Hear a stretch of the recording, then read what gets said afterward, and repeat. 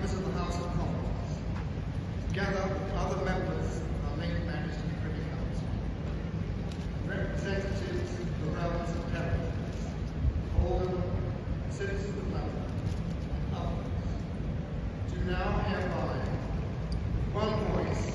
consent, tongue and heart, publish and proclaim that the Prince Charles Philip Arthur George is now, by the death of our late sovereign of happy memory, become our only lawful and rightful liege lord, Charles III, by the grace of God, the United Kingdom of Great Britain and Northern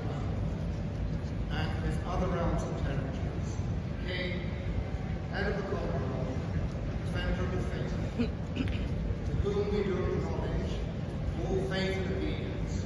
humble affection, beseeching God, by whom kings and queens do reign, to bless his majesty with long and happy years to reign over us. Given in St. James's Palace, this 10th day of September, the year of